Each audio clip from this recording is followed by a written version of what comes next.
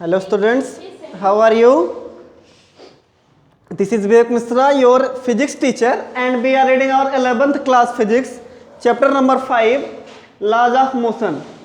And our today's topic is motion of connected bodies. Means when two or more bodies connected by a pulley with a string. Okay? तो यहाँ पे हम देखेंगे कि एक पुली है जिससे होकर एक स्ट्रिंग जाती है और उससे दो m मास के कोई ऑब्जेक्ट लटक रहे हैं। ठीक है, हाँ, इसका मास कुछ अलग होगा, m1 होगा मान लेते हैं, इसका मास होगा m2। अगर ये स्ट्रिंग से नीचे की तरफ डाउनवर्ड लटक रहे हैं दोनों, तो ये स्ट्रिंग पे कोई ना कोई टेंशन फोर्स लगा रहे होंगे। ठीक है, अब जिसका मास ज्यादा होगा, if m2 is greater than m1, ठीक है, अगर m2 m1 से ज्यादा होगा मींस ये अपनी तरफ क्या करेगा, इसको खींचेगा, तो इसका टेंशन फोर्स ऊपर की तरफ जाएगा और इसका ऊपर की तरफ। लेकिन एक्सेलरेशन दोनों का क्या होगा, ये ऊपर की तरफ जाएगा और ये डाउनवर्ड आएगा ना। जब m2 is greater than m1, जब m2 बड़ा होगा तो ये नीचे की तरफ आएगा और m1 ऊपर की तरफ जाएगा, m1 बड़ा होगा तो ये नीचे जाएगा, ये ऊपर की तरफ जाएगा। क्लियर?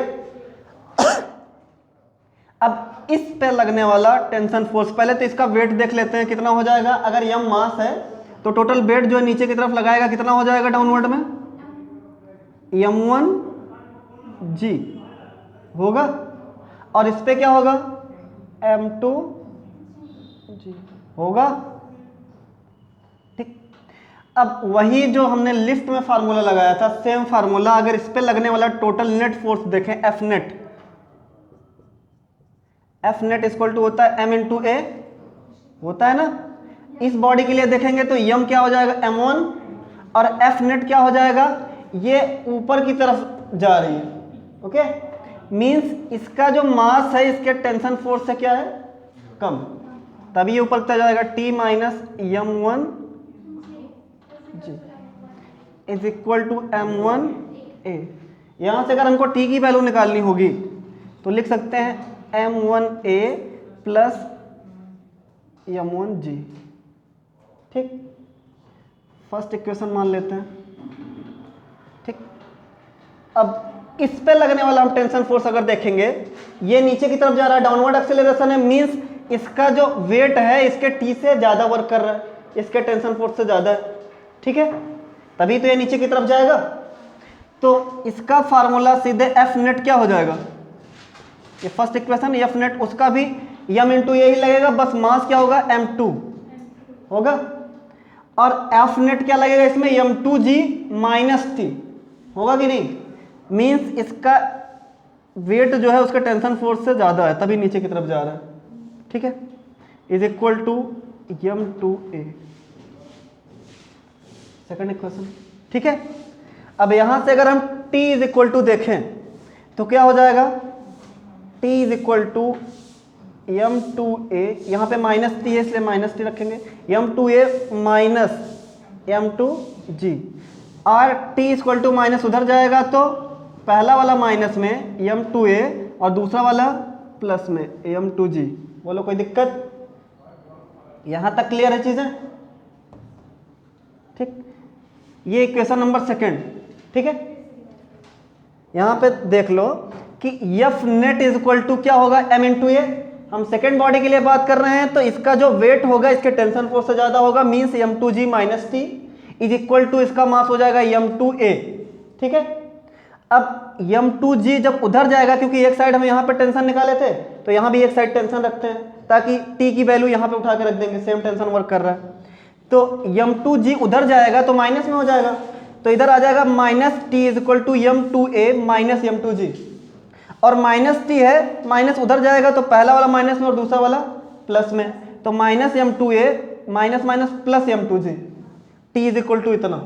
ठीक है, दोनों में एक साइड t है, मतलब दोनों का LHS क्या है, t।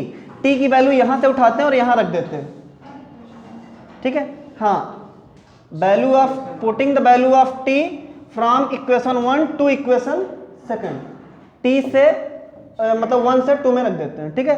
तो कितना आएगा देखो यहाँ पे दिख रहा है उसमें, ठीक। टी की वैल्यू फर्स्ट वाले इक्वेशन में कितनी थी, m1a प्लस m1g, ठीक, is equal to minus m2a plus m2g। कोई दिक्कत? अब यहाँ पे हमने क्या किया, after putting the value of t in equation second, ठीक। यहाँ पे देखो हमको पहले a की वैल्यू निकाल लेते हैं, ठीक है, उसके बाद हम t की वैल्यू निकाल लेंगे, क्योंकि वो मास गिवन होगा जब क्वेश्चन आएगा हमारे पास। तो हमसे पूछेगा एक्सेलरेशन क्या होगा और टेंशन फोर्स क्या लगेगा, है ना। तो पहले हम इससे एक्सेलरेशन निकाल लेते हैं। ये a इधर है, इधर लेके जाए, ठीक है, a की दोनों वैल्यूज सेम साइड में कर लें तब a कॉमन कर लेंगे, ठीक है। तो इधर m1a है, इधर m2a आएगा तो प्लस में हो जाएगा, कोई दिक्कत? और पूरी की पूरी वैल्यूज इधर क्या है m2g, और ये m1g उधर जाएगा तो माइनस में, कोई दिक्कत? इन दोनों में हम देख रहे हैं a कॉमन है, ये हो जाएगा m1 प्लस m2, और इन दोनों में g कॉमन है, ये हो जाएगा m2 माइनस m1। a की वैल्यू निकालनी है तो a के साथ ये मल्टीप्लाई में है, पूरा का पूरा उधर जाएगा डिवाइड में। a इज इक्वल टू हो जाएगा g m2 minus m1 upon m1 plus m2। Clear है? हम यहाँ से एक्सेलरेशन निकाल सकते हैं कि बॉडी कितना डाउनवर्ड जाएगी या वो बॉडी कितना अपवर्ड जाएगी, दोनों सेम। चाहे अपवर्ड पूछता है इस बॉडी का, चाहे उस बॉडी का डाउनवर्ड पूछता है, दोनों क्या आएंगे, सेम। एक्सेलरेशन आ जाएगा हमारा। अब टेंशन फोर्स अगर पूछेगा तो जो हमने ए की वैल्यू निकाली है वही किसी ना किसी इक्वेशन में रख देते हैं, ठीक है। यहाँ से हमने जो ए की वैल्यू निकाली है, चाहे इक्वेशन फर्स्ट में रख दें चाहे इक्वेशन सेकंड में रख दें, ठीक है। हम putting the value of A in equation first में रखें, तो after putting the value of A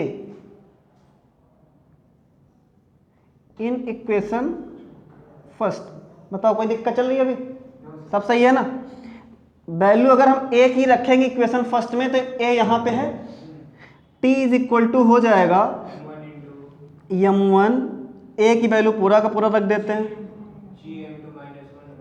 gm2 minus m1 अपान में m1 plus m2 plus m1g। बोलो कोई दिक्कत? सही है। अब यहां से वैल्यू हम उधर सॉल्व कर रहे हैं, यहां पे हमको ये क्लियर था where m2 is greater than m1 है, ठीक है। यहां पे हम सॉल्व करवाते हैं, a की वैल्यू निकालते हैं, a की वैल्यू सॉरी आ गई, t की वैल्यू निकालते हैं, t इज इक्वल टू हो जाएगा, ये m1 और m1 दोनों में है, पूरी तरीके से कॉमन हो जाएंगे।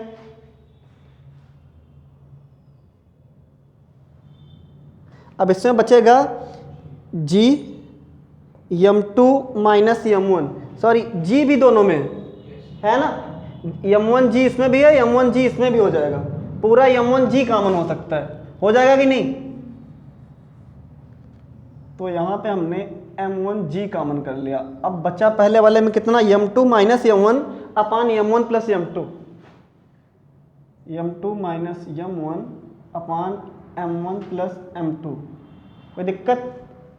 और इसमें क्या बचा, जब पूरा का पूरा कॉमन हो गया तो प्लस 1, यही बचेगा ना, प्लस 1, ठीक। t इज इक्वल टू हो जाएगा m1g, सॉल्व करेंगे, एलसीएम लेंगे दोनों का, डिनोमिनेटर का एलसीएम कितना आएगा, m1 प्लस m2, और ये इधर का एज इट इज, जब डिनोमिनेटर सेम है एलसीएम के तो ये एज इट इज, लेकिन ये इतने टाइम्स जाएगा तो सेम यही 1 से मल्टीप्लाई होके आ जाएगा m1 प्लस, ऐसे ही सॉल्व करते हो ना। तो t इज इक्वल टू हो जाएगा m1g m2 minus m1 plus m1 minus m2 whole, हाँ sorry plus m2 whole upon m1 plus m2, ठीक है। अब यहाँ से क्या क्या कैंसिल होगा, m1 से m1 कैंसिल हो जाएगा, t इज इक्वल टू आ जाएगा m1g और अंदर ब्रैकेट में कितना आएगा m2 और m2 2m2, ठीक है, अपान m1 प्लस m2 मीन्स जो इसकी वैल्यू आई टी की वो कितनी आ गई है, t इज इक्वल टू आ जाएगा 2m1 m2g whole upon m1 plus m2। Clear, ये हमारी आ गई टेंशन फोर्स T की वैल्यू, ठीक है। अब हमको कोई भी इस पे न्यूमेरिकल मिलता है कि जहां पे हमको m1 गिवन होगा और m2 गिवन होगा, एक्सेलरेशन निकालना होगा, तब भी हम इस फार्मूले से निकाल सकते हैं, ठीक है, g की वैल्यू 10 या 9.8 रख के, ठीक है। और उसके बाद अगर हमको टेंशन फोर्स T निकालना होगा m1 और m2, तब यहाँ पे पूरा सॉल्यूशन रख करके T की वैल्यू निकाल लेंगे, ठीक है। क्लियर, यहाँ से हम एक्सेलरेशन और T टेंशन फोर्स दोनों निकाल सकते हैं। बोलो यहाँ पे कोई कंफ्यूजन है? इस पे हम एक न्यूमेरिकल ले लें, पहला एक नॉर्मल सा न्यूमेरिकल इसी से लेते हैं, ठीक है। सपोज दैट ये जो मास है m1, इसको रफ करो,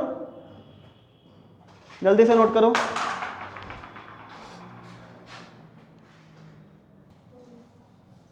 तो स्टूडेंट्स ये हमारी T की वैल्यू आ गई, ठीक। अब यहाँ से हम लेट कर लेते हैं कि एक मास हमारा 2 kg का है और ये वाला 3 kg का है, ठीक है। दोनों किससे, एक स्ट्रिंग से लटक रहे हैं, ठीक है, एक पुली पे, ओके। अब ये इस पे लगने वाला एक्सेलरेशन, मतलब ये किस रेट से, किस एक्सेलरेशन से ऊपर जाएगा और इस किस एक्सेलरेशन से नीचे आएगा। अगर कुछ ऐसी वैल्यू पूछता है तो a इज इक्वल टू, सीधे फार्मूला लगाना है a, ठीक है, क्या हो जाएगा, a is equal to g की वैल्यू अपने आप 10 रखनी है, ठीक, और m2 minus m1 means 3 minus 2 upon m1 plus m2 3 plus 2, ठीक, या 2 प्लस 3 एक ही वैल्यू आएगी ना। ये कितना हो जाएगा 1 अपान 5, कितना आ जाएगा 2 मीटर पर सेकेंड स्क्वायर। एक्सेलरेशन की यूनिट यही होती है, उसमें दिख रहा है, ये नहीं दिख रहा है, चलो यहाँ पे देख लो, सॉल्व कर लो। a इज इक्वल टू था हमारे पास क्या, देखो यहाँ पे value g m2 minus m1 upon m1 plus m2, a is equal to आ जाएगा g की वैल्यू 10, m2 की वैल्यू 3 माइनस 2 अपान 2 प्लस 3, ठीक। सॉल्व करोगे 10 इंटू 1 अपान 5, कट करवाओगे 2 मीटर पर सेकंड स्क्वायर आ जाएगा। एक्सेलरेशन ऐसे निकालोगे, फिर जब t निकालना होगा तो इस वाले फार्मूले में पुट कर दोगे, same t is equal to 2 into m1 m2 2 into 3 into g 10 upon m1 plus m2 2 plus 3, ये हो जाएगा 2 2 जा 4 3 जा 12 इंटू 10 अपान 5 5 2 जा 10 10 2 जा 24, फोर्स है तो न्यूटन में आएगा, टेंशन फोर्स है तो, ठीक है। क्लियर है, ऐसे हम लोग a और t निकालेंगे इस वाले क्वेश्चन में, ओके। अब हम लोग बुक का कुछ न्यूमेरिकल देख लेते हैं, ठीक है, तब तक इसको नोट करो। हाँ स्टूडेंट्स, एक इस पे न्यूमेरिकल है, मोशन ऑफ कनेक्टेड बॉडीज पे, अ पुल ऑफ 15 न्यूटन, ठीक है। एक पुल मीन्स एक फोर्स लगाया जा रहा है 15 न्यूटन का, is applied to a rope attach to a block of mass 7 kg, ठीक है, lying on a smooth horizontal surface. The mass of the rope is 0.5 kg. What is the force exerted by the block on the rope? अभी तक आप लोग direct force निकालते थे, आगे पीछे का ध्यान नहीं देते थे कि फोर्स किस पे लग रहा है, लेकिन यहाँ से अब आपको देखना पड़ेगा कि ये फोर्स किसके द्वारा लगाया जा रहा है और किस पे लग रहा है, ठीक है। ये जो फोर्स दिया हुआ है, ये हम कोई आदमी फोर्स पुल कर रहा है उस ब्लॉक को, ठीक है। और ये जो फोर्स पूछ रहा है, what is the force exerted by the rope, bye the block on the rope, block के द्वारा रोप पे कितना फोर्स लग रहा है, ठीक है। तो कंफ्यूज नहीं होना है कि यहाँ पे तो फोर्स दे रखा है, हमको बार बार फोर्स क्यों पूछ रहा है। ये जो फोर्स था वो बॉडी ने लगाया था, मीन्स वो आदमी ने लगाया था जो खींच रहा था इस वुडन ब्लॉक को, ठीक है। और यहाँ जो फोर्स पूछ रहा है, ये ब्लॉक का पूछ रहा है कि रोप पे कितना फोर्स लगाएगी, ठीक है। अब ये भी नहीं बोल देना है कि इक्वल लगाएगी, क्योंकि वो आदमी का फोर्स था, ठीक है। अब एक हमको डायग्राम के थ्रू अगर देखना हो, ये एक ब्लॉक हो गया, ठीक है, और इसको एक रोप से अटैच कर दिया गया और उसको आदित्य खींच रहा है, ठीक। इसने इस पे कितने न्यूटन का फोर्स लगाया? 15, ठीक है। तो आदित्य ने रोप और ब्लॉक दोनों पे फोर्स लगाया है, ठीक है। आंख भी है नहीं तो सोचो, ठीक। और हंस रहा है, हमेशा हंसता रहता है बच्चा। हाथ है यार, दोनों हाथ पकड़ खींच रहा है ये, ठीक है। अब इसका मास कितना है? 7 kg, ठीक है। और रोप का मास कितना है? 0.5 kg। मीन्स जब ये फोर्स लगा रहा होगा तो ऐसा नहीं केवल रस्सी खींच रहा है, साथ में इसका मास भी तो खींच रहा है, मतलब ये टोटल मास कितना खींच रहा होगा? 7.5 kg का, है ना। और अगर हम पूछें कि इस रोप और ब्लॉक दोनों ने आदित्य पे कितना फोर्स लगाया, तो जितना इसने इन दोनों पे लगाया होगा उतना ही इन दोनों ने मिलकर इस पे लगाया होगा, तब हम एक्शन रिएक्शन डायरेक्ट बता सकते हैं। लेकिन हमसे ऐसा तो पूछ ही नहीं रहा ना, हमसे तो पूछ रहा है इस ब्लॉक ने इस रोप पे कितना फोर्स लगाया, आदित्य पे तो पूछ ही नहीं रहा है, वो तो गायब हो गया, है ना। तो अभी हम लोग यहाँ से क्या निकालेंगे? जब इसने इस पे फोर्स लगाया होगा तो इसको कुछ ना कुछ खींचा होगा, अगर खींच सकने की कंडीशन में होगा तो कुछ ना कुछ मोशन में आएगी बॉडी, मीन्स एक्सेलरेशन होगा। अब एक्सेलरेशन कितना होगा? F is equal to m into a, ठीक है। आदित्य के द्वारा क्रिएट किया गया अगर एक्सेलरेशन निकालना होगा तो F is equal to m into a लगाएंगे। F मीन्स इसके द्वारा लगाया गया फोर्स कितना है? 15 न्यूटन का, और मास कितना खींच रहा है? 7 और 5, ये मीन्स टोटल मास खींच रहा है 7 प्लस 0.5 kg का, दोनों मिला के खींच रहा है, into A 15 is equal to 7.5 है, इधर आएगा तो डिवाइड में 7.5 से डिवाइड हो जाएगा, ए की वैल्यू कितनी आ जाएगी? 2 मीटर पर सेकेंड स्क्वायर। मीन्स आदित्य ने या इस बॉडी ने, इस लड़के ने इस पे कितना एक्सेलरेशन क्रिएट करवा दिया? ए इक्वल टू 2 मीटर पर सेकेंड स्क्वायर, ठीक है। हमने एक्सेलरेशन निकाल लिया। अब हमको निकालना what is the force exerted by the block on the rope. अब ये बताओ, ये जो ब्लॉक है, वुडन ब्लॉक है, ये रोप पे कितना फोर्स लगाएगा? अगर ये देखना होगा कि ब्लॉक ने रोप पे कितना फोर्स लगाया या रोप ने ब्लॉक पे कितना फोर्स लगाया, दोनों इक्वल लगाएंगे। चाहे हम रोप का ब्लॉक पे देख लें, चाहे ब्लॉक का रोप पे देख लें। पूछ हमसे रहा है ब्लॉक का रोप पे, तो force by the block on rope, ठीक है, इज इक्वल टू कितना होगा? m इंटू ए। ब्लॉक का मास कितना है? एक्सीलरेशन कितना क्रिएट हो चुका है? सीधे लगाएंगे और फोर्स आ जाएगा 14 न्यूटन का। क्लियर? कोई दिक्कत? चलो इसको जल्दी से छाप लो, उसके बाद अगला क्वेश्चन। तो स्टूडेंट्स, ये क्वेश्चन आप लोगों की एनसीईआरटी बुक का है। क्वेश्चन है ए wooden block of mass 2 kg rest on a soft horizontal floor, ठीक है। एक वुडन ब्लॉक है 2 kg का, जो कि एक horizontal floor, soft horizontal floor है। ये एकदम वो रखना, हार्ड होगी तो बिल्कुल नीचे नहीं जाएगी, सॉफ्ट होगी तो हल्का फुल्का नीचे जा सकती है। तो एक सॉफ्ट हॉरिजॉन्टल फ्लोर पे स्टे पोजीशन में, रेस्ट पोजीशन में रखी हुई है, ठीक है। When an iron cylinder of mass 25 kg is placed on the top of the block, ठीक है, वुडन ब्लॉक था, ठीक। अब इसके ऊपर क्या रख दिया गया? एक सिलेंडर। ये अभी रेस्ट पोजीशन में था, वुडन ब्लॉक था, इसका मास कितना था? 2 kg, ठीक। लेकिन जब इसके ऊपर सिलेंडर रख दिया गया और सिलेंडर का ही वेट हो गया कितना kg? 25 kg, और इसका भी रहा होगा 2 kg, है ना।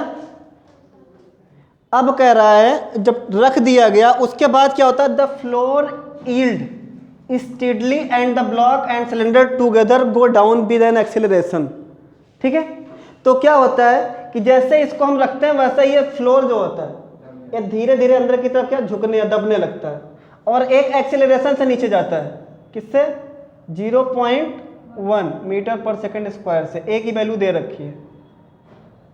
ठीक, कोई दिक्कत? पूछ क्या रहा है, what is the action on the floor before. पहले कितना था एक्शन? ठीक है, अर्थ इस पे कितना फोर्स लगा रही होगी पहले ये देखना था। फिर दूसरी बार आफ्टर द फ्लोर यील्ड, और झुकने के बाद अर्थ कितना इस पे फोर्स एक्सर्ट करेगी। जी की वैल्यू कितनी लेनी है? 10 मीटर पर सेकंड स्क्वायर। ठीक है, अब लगाते हैं हम। एक बार अर्थ के द्वारा लगाया गया इस पे एक्शन कितना होगा, इसका टोटल वेट जो होगा उतना ही फोर्स लगाएगी अर्थ। मीन्स हम अर्थ के द्वारा लगाया गया फोर्स देखेंगे F इज इक्वल टू, तो इसके टोटल वेट के बराबर ही लगाएगी। और इसका वेट कितना होगा? m इंटू जी, मीन्स 2 इंटू 10 और आ जाएगा 20 न्यूटन। क्लियर? पहले तो इतना फोर्स लगाएगी, लेकिन जब इसके ऊपर क्या रख दिया गया, एक आयरन सिलेंडर जिसका वजन काफी ज्यादा था 25 किलो, जिसके कारण ये नीचे की तरफ जाने लगी। इट मीन्स कि अब इसके द्वारा टोटल मास कितना हो जाएगा लगाया गया मास इस पे? हाँ, मास हो जाएगा इसका 25 प्लस 2 kg मीन्स 27 kg। ठीक है, और इसके द्वारा वेट कितना क्रिएट होगा अर्थ पे? m इंटू जी, वही 270 इंटू 10 मतलब 270 न्यूटन। ठीक है, लेकिन एक चीज यहाँ पे अब ये देखना है कि हमसे ये नहीं पूछ रहा है कि कितना वेट उसका हो गया है अर्थ पे। हमसे पूछ क्या रहा है, व्हाट इज द एक्शन, अर्थ क्या करेगी, किस रेट से नीचे जा रही है। ये अगर हमको दे रखा है एक्सेलरेशन, तो अब यहाँ पे फोर्स निकालना है कि कितना झुकते हुए अंदर जाएगी, टी। ठीक है, अगर हम अर्थ पे कोई फोर्स लगाते हैं तो अर्थ हम पे अपोजिट में क्या करती है? रिपल्सन फोर्स लगाती है ना, लगाती है। और कोई चीज तभी नीचे जाएगी जब अर्थ के रिपल्सन फोर्स से क्या होगी? ज्यादा होगी। क्लियर? कोई चीज तभी नीचे जाएगी जब अर्थ नीचे से जो रिपल्सन फोर्स लगा रहा है उससे अगर ज्यादा हो गया, तभी अर्थ के नीचे हो जा सकता है। मीन्स इस सरफेस पे कोई चीज है जो सॉफ्ट सरफेस है, कोई ऑब्जेक्ट रखा हुआ है, अगर इसका जो लगाया गया फोर्स है, वेट है, वो इसके फोर्स से ज्यादा हो जाएगा अर्थ के रिपल्सन फोर्स से, तभी ये चीज नीचे की तरफ झुकेगा, नहीं तो नहीं झुकेगा। है ना? इससे पहले अभी मैंने यही समझाया था कनेक्टेड बॉडीज में। है ना? तो जब ये नीचे जाएगा इट मीन्स कि इसके द्वारा लगाया गया जो फोर्स है इसके वेट के बराबर, वो किससे ज्यादा होगा? इसके रिपल्सन फोर्स से। मीन्स इसका टोटल वेट जो होगा, टोटल फोर्स 270 न्यूटन, है ना, वो किससे ज्यादा होगा? इसके रिपल्सन से। ठीक है, is equal to m into A. Clear? R हमको निकालना, यही रिएक्शन रिपल्सन। ठीक है, 270 हमको ये हमने निकाल लिया यहां से, minus R is equal to m की वैल्यू कितनी है? कितना आ गया टोटल m की वैल्यू? 27 kg इंटू ए कितना है? 0.1। क्लियर है? r की वैल्यू यहां से कितनी हो जाएगी? 270। ये इधर आएगा तो माइनस में 2.7 is equal to R, minus करवाओगे कितना आ जाएगा? 267.3 न्यूटन का रिपल्सन फोर्स लगाएगी। बोलो क्लियर है? उसमें दिख रहा है? सारी चीजें क्लियर हैं यहाँ पे कि नहीं है? पहले कितना फोर्स लगा रही थी जो उस पर वुडन ब्लॉक नहीं सिलेंडर नहीं रखा गया था तब, तो सीधे 20 न्यूटन का, लेकिन जो हमने रख दिया उसके बाद कितना लगाएगी? तो 267.3 न्यूटन का। क्लियर है? ओके, तो अगर आज का वीडियो समझ में आ गया हो तो वीडियो को लाइक जरूर करें, और अगर वीडियो से रिलेटेड कोई भी क्वेरी, कोई भी कंफ्यूजन है तो कमेंट बॉक्स में जाके कमेंट करें, वहाँ पे हम आपके क्वेश्चन के आंसर देंगे। तब तक के लिए have a great day, thank you.